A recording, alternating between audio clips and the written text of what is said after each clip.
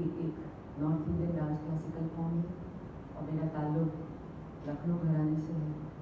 और ख़ासकर क्योंकि लखनऊ घराना is actually the mirror of old beautiful Buddhism जो डांस होता था उसके अंदाज को पेश करना है, क्योंकि ये नवाब वाजिद अली शाह के वक्त में बहुत ज़्यादा निकला।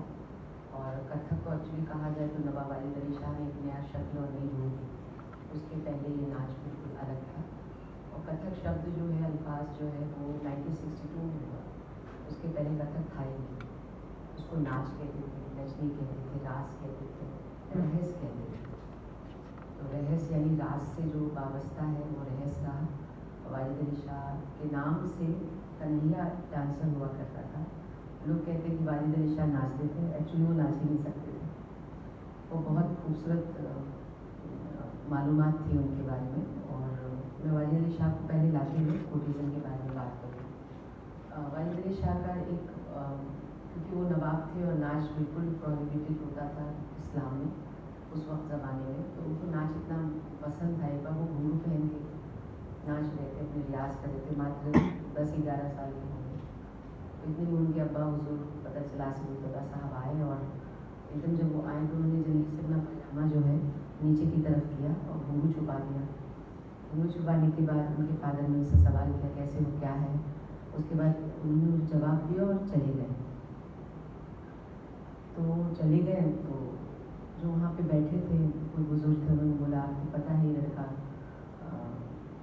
क्या डांस कर रहा था, घुंघरू पहने हुआ था। तो उसने बोला, उन्होंने बोला घुंघरू, पर मुझे तो घुंघरू की आवाज़ नहीं आई। तो कहने लगे नहीं, पर उन्होंने घुंघरू पहना था। इतना कंट्रोल है मसल्स के पर उनका कि वो जब चले तो घुंघरू की आवाज़ नहीं आई, ये कहने का मतलब था। तो ऐसा नवाब जिसको कंट्रोल है मसल्स पे, वो कितना नाच गाने को उसने बढ़ाया होगा। और कहने को तो बहुत सारी उनकी बेगमें कहते हैं, पर उनका जो परी खाना था, इंडिया का पहला रिपेट्री, एक्चुअली डांस का रिपेट्री जो बाद में बैले, रशिया में बैले कहा गया, इंडिया का पहला जो था वो वाजिद अली शाह ने शुरू किया। और परी खाना था उसका नाम। और बाकायदा पैसा दिया करते थे डांसरों को। तबलजी रहते थे, पखावज, तबलजी तो उस वक्त नहीं था, पखावज, सारंगी प्लेयर, सितार और बहुत सारे इंस्ट्रूमेंट्स को पैसा दिया, वजीफ़ा दिया जाता था। किताबों में भी है जिक्र इसका। और वहाँ से ये तवाइफ़ों का कल्चर का जो तरीका हुआ नाचने का, वहाँ से ये शुरू हुआ। क्योंकि हम ये बात करते हैं कि बच्चों को सिखाया जाए। कल की जैसे मेरा सेमिनार था एक टीचिंग के ऊपर कि बच्चों को हम कैसे सिखाएं, कैसे उनको बताया जाए। और बच्चों को सिखाने से पहले टीचर को सिखाना होता है, तभी तो वो बच्चों को सिखाएंगे। डांसर होना या आर्टिस्ट होना is another part, but teacher होना इज़ अनदर पार्ट। तो आप एक तहज़ीब को किस तरीके से सिखाते हैं वो बहुत इम्पोर्टेंट है। तो वाजिद अली शाह ने इस तरीके से रहस खाना बनाया और फिर उसमें जितनी भी डांसर्स लड़कियां थीं उनको बाकायदा पैसे दे के रखा करते थे। बहुत कमरे छोटे छोटे होते थे, आप ये देख सकते हैं वाला कमरा, इसमें वो 2 बना देते थे कमरा, इसमें वो रहती थी, वजीफ़ा पाती थी और नाच सीखती थी। इनको सिखाने के लिए उस ज़माने में जो गुरु होते थे, कथक डांसर्स, गुरुओं को बुलाया जाता था और वो सिखाया जाता था। वहाँ ये इन्होंने बात करना सीखा है, भाव बताना सीखा। इसके पहले नाच जो होता था शादी विवाह में, किसी जलसा में, आप देख सकते हैं नचनी, नटनी कहते थे उसको नाच में। तो तरीके से जो ऑटिज़म का नाच का शुरू हुआ वो वाजिद अली शाह के वक्त में हुआ। और वहाँ से जब चीज़ें यहाँ पे दिल्ली में भी बहुत सारे डांस हुए। मुग़लों के वक्त में मैं लेके जाना चाहूँगी, मुग़लों के वक्त में नाच होता था, but it was totally influenced by the Persian dancer of central Asia. Central Asia में जो Persian dance, classical dancer is a different, Persian dance और फोक डांस इज़ डिफरेंट। जैसे कि हमारे इंडिया में फोक अलग है, सुमंग संगीत अलग है, सेमी क्लासिकल अलग है, क्लासिकल अलग है, डिफाइन है। ऐसे डांस में होता था। तो जो कोर्ट में डांस किया जाता था उनको तवाइफी नहीं कहते थे, उनको कोर्ट डांसर कहते थे। कोर्ट डांसर्स में भी हिंदुओं के यहाँ भी कोर्ट डांसर होती थी। मांडवा से बहुत सारी डांसर्स को दिल्ली बुलाया गया अकबर के वक्त में और उन्होंने नाचे। इसमें आप आईने अकबरी में इसका जिक्र कर देख सकते हैं। यहाँ पे भी डांस का चलन था, पर क्योंकि ब्रिटिश के समय पे इस डांस को बहुत कम कर दिया गया, बहुत ही कम कर दिया और फिर यहाँ पर जिस तरीके से डिफाइन करते गए नाच गाने को, ब्रिटिश सरकार के अंदर 35 साल तक नाच गाने को बंद भी कर दिया गया था। ये गदर की बात है। तो इस तरीके से जब यहाँ पर महफिलों के अंदर नाच का जो एक रूप था वो बदल दिया गया, कम कर दिया गया, तो ये सारी चीज़ें खिसक गई लखनऊ की तरफ, फैज़ाबाद की तरफ। वहाँ ये कल्चर पनपा बहुत अच्छी तरीके से। और फिर उस कल्चर में जो शायरी है, बोलने का तरीका है, लिखने का तरीका है, नज़्म है, वो अच्छे तरीके से उनको सिखाया जाने लगा। आपने एक बहुत खूबसूरत फिल्म बनी है उमदाद जान, I think that is the best, जिसमें पूरी मुख्तलिफ से तरीके से एक डांसर किस तरीके से वो लिखती थी, क्या कहती थी, उसका इंटेलेक्चुअल लेवल क्या था। शी वॉज अ ब्यूटीफुल शायरा also, she is a good dancer. इस तरीके से उसको पोर्ट्रेट किया गया। तो आप देखिए उसके अंदर फैज़ाबाद और लखनऊ में घूमता रहता है वो कैरेक्टर। तो इस तरीके से डांस के कल्चर को तैयार किया गया। एक थोड़ा सा इंट्रोडक्शन मैं अपने आप को दिया कल्चर के ऊपर। अब हम बात करते हैं डांसर्स की। कोर्ट में डांसर्स तो बस राजा के सामने सलाम करती हुई आती थी और वो लोग खड़े रहते थे, म्यूजिशियंस भी खड़े होते थे, किसी को भी इजाज़त नहीं थी आप बैठने की। जो बड़े बड़े सम्राज्ञी होते थे, यानी राजा या नवाब, और बड़े जो राजा होते थे सबसे ऊपर हाइट पे बैठते थे, छोटे उनके नीचे की हाइट पे, और जो आम जनता होती थी वो खड़ी रहती थी, बैठने को किसी को भी नहीं इजाज़त थी। तो ये डांसर्स को भी एक कोने में खड़ा कर दिया जाता था और तबला और सारंगी भी कपड़े में बांध के नाच बजाया जाता था। They were not allowed to sit on the floor. That is the beauty, एक ब्यूटी था डांस का। और आपने फिल्म देखा होगा आलम आरा, बहुत सारी फिल्मों में उस ज़माने में जब रिकॉर्डिंग नहीं होती थी तो गाते हुए डांसर चलती थी, बहुत फिल्मों में आपने देखा। और उनकी रिकॉर्डिंग ऐसे की जाती थी, ऐसे, और पीछे म्यूजिशियन चलते रहते थे और रिकॉर्डिंग, वो फिल्म भी बन रही है, गाना भी हो रहा है, म्यूज़िक भी चल रहा है। दैट इज़ हाउ ये प्रोग्राम होता था, फिल्म बनती थी। तो उस तरीके से ही म्यूजिशियंस चलते हुए नाचते थे, डांसर जो है डांस करती हुई। और तरीका ये होता था, सामने राजा बैठता था, इधर दरबारी बैठते थे। वो 3 बार सलाम, अगर मुस्लिम है तो 3 बार सलाम करती थी, नाचती थी, फिर वो 3 बार सलाम करके रुखसत हो जाती थी। ये था मुगलों के समय के नाच का अंदाज। और ड्रेस जो होती थी आपने देखा ही होगा, पर्शियन ड्रेस में कुर्ता नुमा, जो आजकल हम अनारकली पहनते हैं, ये हमारे इंडिया का नहीं है actually, it is adopt from the central Asia.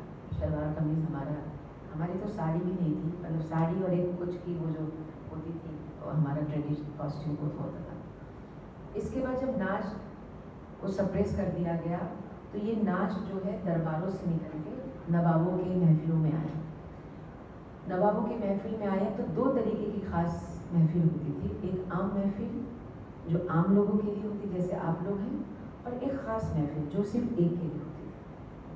कमरे में बंद म्यूजिशियंस और वो राजा या दरबार या जमींदार या फिर नवाब, उन 2 महफिलों में बड़ी ख़ास बातें होती थी। एक महफिल के अंदर जो डांसर होती थी, आपने मीना कुमारी की फिल्म देखी होगी कि वो डांस चल रहा है, वो घूंघट बांधती है और वो ऐसे रुमाल करके पहले वो नज़रों से ऐसे करके देखती हैं, देखा होगा आपने सीन। अगर जिनको शौक़ है नाच का देखने का, कोर्टिजन्स का, एक पाकिज़ा वो एक दुपट्टा, वो एक छोटे से रुमाल ऐसे से करती हैं और ऐसे ऐसे करके निगाह घुमाती हैं। उन निगाह के ऊपर एक शायरी है जो मैं अक्सर अपने नाच में करती हूँ। मेरा जो परफॉर्मेंस का नाम है वो है महफिल, खानम महफिल। उसमें डांसर किस तरीके से शायरी पढ़ती हुए इस्तकबाल करती, यानी वेलकम करती है ऑडियंस को। तस्बीह कहते हैं जो माला जपते हैं राम को, राम राम, या हम लोग तस्बीह पढ़ते हैं अल्लाह अकबर या सुभान अल्लाह, जो भी पढ़ते हैं तो तस्बीह भगवान को नाम को कहते हैं। और यहाँ पे रक्कासा के लिए कहा जाए, रक्कासा यानी नाचने वाली को कहते हैं, एक अलग नाम है रक्कासा, नाचने वाली। तवायफ वो भी नाच से दस्तूर से मुताबिक है। तो यहाँ वो ये कहती है कि जो नाच गाना है वो मेरे लिए इबादत है। तो क्लास समझिएगा, एक वो लॉ की बात करती है, वो खुदाई बात करती है कि जो नाच गाना है मैं इबादत की तरह इस्तेमाल करती हूँ। और ये जो लोग बैठे हैं ये मेरे तस्बीह के दाने हैं, यानी मेरा नाच जो है इनकी नज़र से गुजरता हुआ ऊपर की तरफ जाता है और मेरी इबादत पूरी होती है। तो ये जो हुस्न वाले हैं, हुस्न यानी आप लोगों की नज़र करते हैं, ये जो हुस्न वाले हैं, यानी ऑडियंस, ये जो हुस्न वाले हैं मेरी तस्बीह के दाने हैं। ये जो हुस्न वाले हैं मेरी तस्बीह के दाने हैं, नज़र से फिरते रहते हैं, इबादत होती है। इस तरह की शायरी, शेर व शायरी से वो आगाज़ करती, यानी शुरुआत करती है और लोगों को बोलती है कि आपका इंतज़ार था। तो वो किस खूबसूरती से उस इंतज़ार को बोलती है कि ए बादे सबा, सबा यानी हवा को बोलती है, ए बादे सबा, सुना है वो आने वाले हैं। आपको नज़र करती हूँ एक्चुअली। ए बादे सबा, सुना है वो आने वाले हैं। फूलों को कहती है कि ए बादे सबा, सुना है वो आने वाले हैं। फूलों को कहती है तुम ना बिछना राहों में, तुम ना बिछना राहों में, हम पल के बिछाने वाले हैं। इस तरह की शेर व शायरी से वो आगाज़ करती है और अपने काम को शुरू करती थी और नाचती थी। नाचने में 3 चीज़ें रिवायत होती थी। गाती बहुत अच्छा थी। अभी आपको बहुत समझना पड़ेगा, तवाइफ डांसर्स कम होती थी, गाने वाली ज़्यादा होती थी। ये भी आपको समझना पड़ेगा।